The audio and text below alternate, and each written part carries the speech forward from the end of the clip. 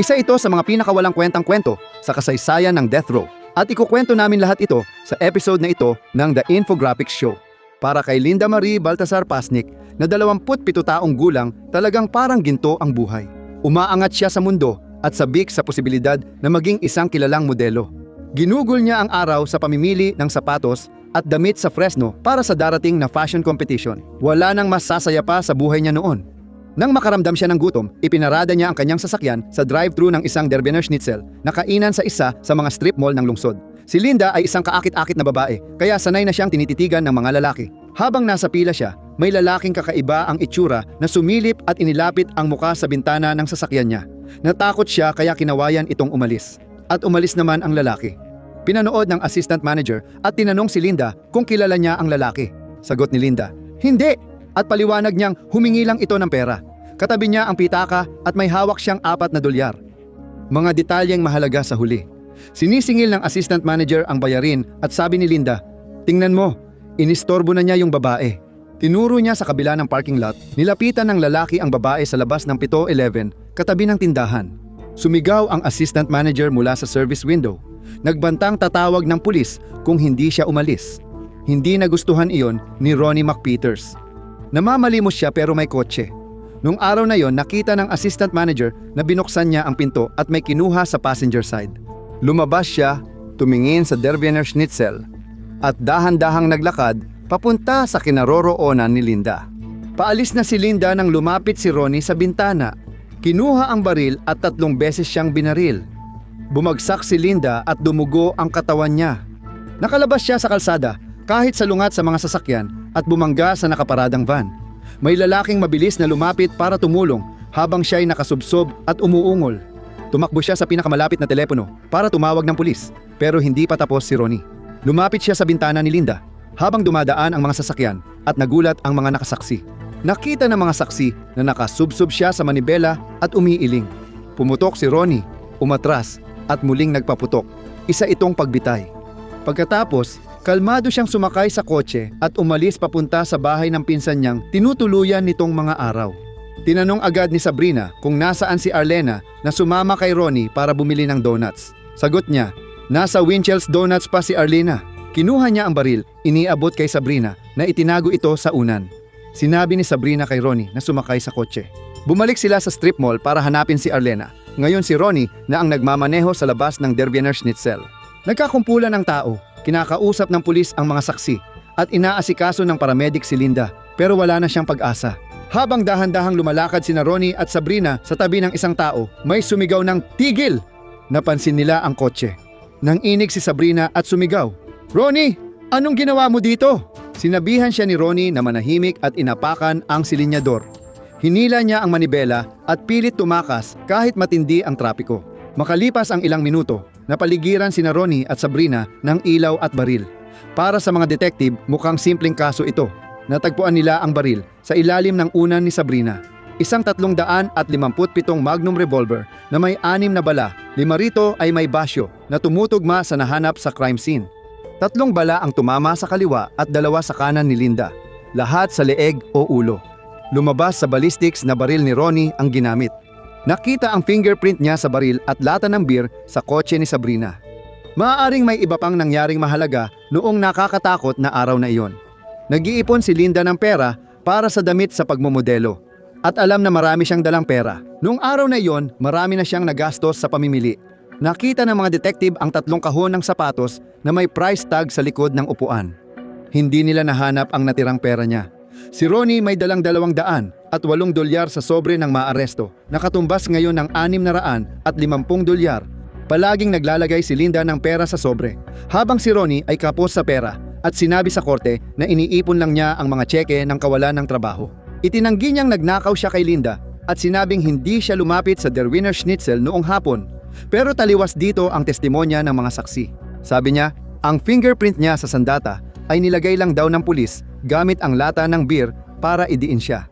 Sa madaling salita, mahina ang kaso ni Ronnie, pero matagal na siyang may kasaysayan ng karahasan. Kamakailan, binaril niya ang isang lalaking hindi nagbalik ng jumper cables. Sa isa pang insidente, nakipagsuntukan siya at nang matalo, kumuha ng baril. Hinabol at binaril niya ang lalaki sa kalsada na namatay, pero involuntary manslaughter lang ang hatol kay Ronnie at hindi siya nakulong. Nasangkot din siya sa aksidenteng trapiko kasama ang mag-asawa. Nagsimulang sumigaw ang asawa at sinuntok siya ni Ronnie at tinakot ang sumisigaw na misis. Sa korte, sinabi ng mga abogado ni Ronnie na gumamit daw ng lahing panlalait ang asawa bilang insulto. Ayon sa pamilya ni Ronnie, mabait siya pero nagkaproblema sa pagkatuto at naranasan ang pambubuli dahil sa maagang pagkalagas ng buhok noong bata pa. Tiyak na parang orasang bomba si Ronnie. Hindi ito maikakaila pero ayon sa defense psychiatrist, may schizophrenia siya. Matapos suriin ang kasaysayan ni Ronnie bilang teenager, sinabi niyang may ebidensya ng maagang prodrome phase kay Ronnie. Mga babalang sintomas ng kung ano ang, quote, malinaw at walang pag-aalinlangang magiging schizophrenia. Lalong lumala siya matapos manigarilyo ng marijuana at may ebidensya para suportahan ito. Ngunit tumutol ang isa pang psychiatrist at sinabi na si Ronnie ay psychotic, hindi schizophrenic. Sabi niya, may kasaysayan si Ronnie sa droga at posibleng nagka-drug-induced psychosis siya nang patayin si Linda. Kung totoo, malaking bagay ito dahil siya ang gumawa nito sa sarili niya. Walang napatunayang paggamit ng droga kay Ronnie at malinis ang kanyang dugo, kaya naniwala rin dito ang hurado. Ang sinabi ng eksperto na sistematiko at may layunin ang kilos ni Ronnie sa pamamaril ay nangangahulugang kontrolado niya ang kanyang isip habang ginagawa ito. May isa pang mahalaga, isang jailer ni Ronnie ang nagsabing nagbanta si Ronnie na magpanggap na baliw sa paunang pagdinig. Kung hindi siya binigyan ng tanghalian, pero nakakain na siya. Baliw ba si Ronnie o nagkukunwari lang? Hindi iyon ang inisip ng hurado, kaya hinatulan siya ng first-degree murder ilang araw matapos ang pagpatay. Si Victor, asawa ni Linda, at ang tatlo nilang anak na lalaki ay nasa Clovis Cemetery sa Fresno, pinapanood ang libing ni Linda. Sila ay labis na nagdadalamhati. Nais nila ng hustisya. Sa libing nakakulong si Ronnie sa Fresno. Sa rubber rooms, mga selda na walang matitigas na parte para sa mga taong maaaring saktan ang sarili. Sa unang linggo ng pagkakakulong, nakuha niya ang posporo at sinunog ang selda. Pinagsabihan siya ng mga gwardya. Sumugod siya, nanuntok, at paulit-ulit nagsalita ng kakaiba.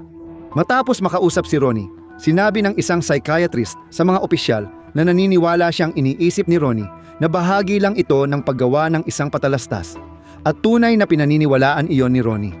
Pero hindi naniwala ang hurado na baliw siya o sa pinakamababa ay naniniwala silang sapat ang katinuan niya para humarap sa paglilitis. Kaya napunta si Ronnie sa San Quentin na naging bago niyang tahanan, death row.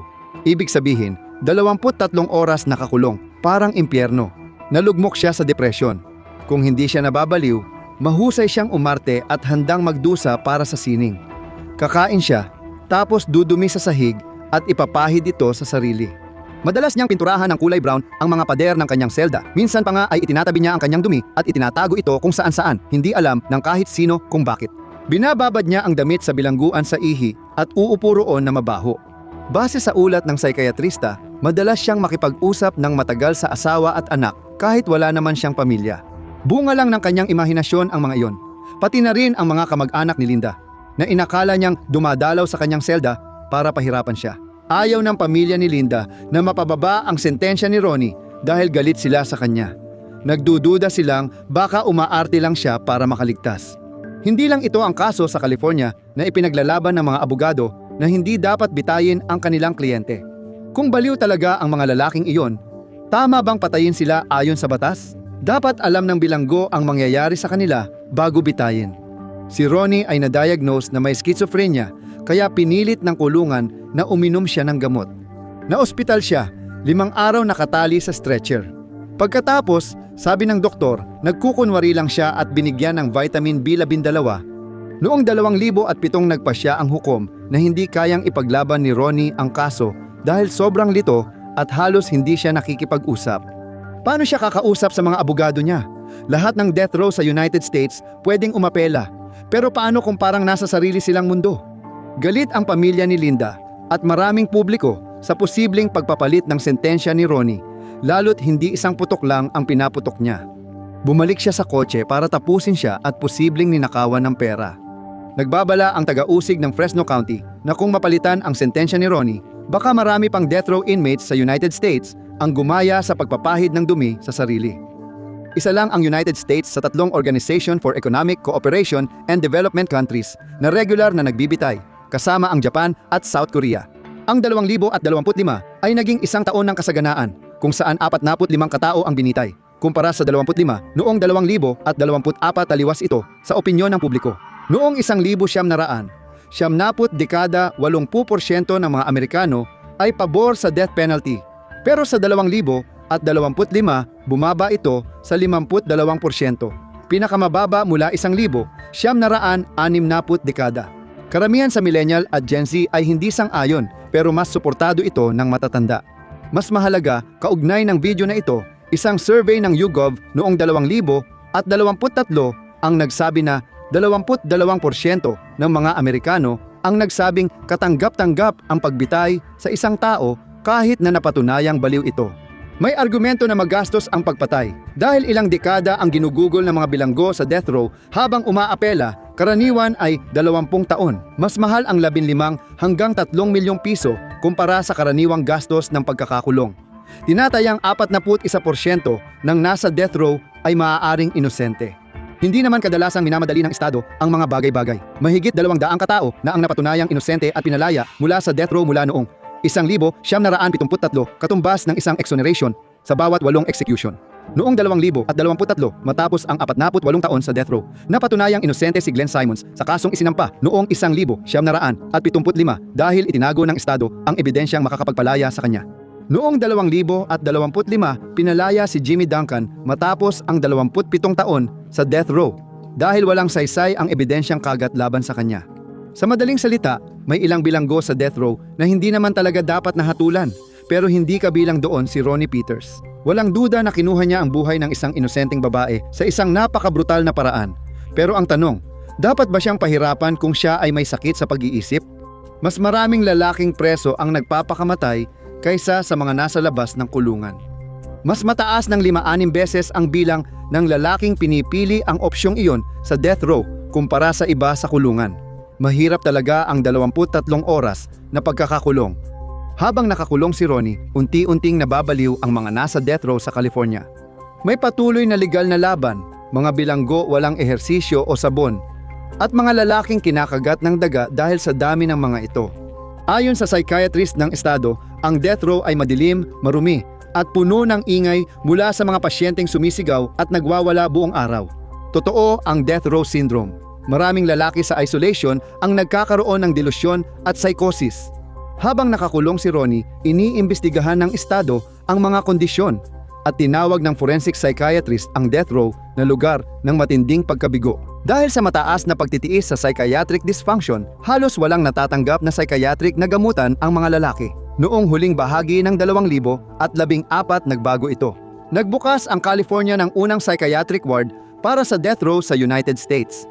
Ang mga matagal ng delusyonal at psychotic na lalaki ay nabigyan ng gamutan, kaya bumaba ang bilang ng nagpapakamatay. Isa si Ronnie sa mga lalaking ginamot. Ang tanong ay, kung hindi siya papatayin, ano na ngayon? Ano ang dapat mangyari sa isang taong malinaw na baliw ngunit nakagawa ng mabigat na krimen? Noong 2016 hiniling ni Kamala Harris sa Korte Suprema na alisin si Ronnie sa death row at gawing habambuhay na kulong na walang parol na naging kontrobersyal. Si Ronnie ay isa sa halos 20 death row inmates sa estado na malinaw na may sakit sa pag-iisip. Dapat ba silang bigyan ng commutation? Ayaw ng publiko at ng mga kamag-anak ng biktima na magaan ang sentensya sa mga lalaking sumira sa kanilang buhay. Walang napapatay sa estado mula 2006, kaya ramdam ng marami na tila huminto ang hustisya.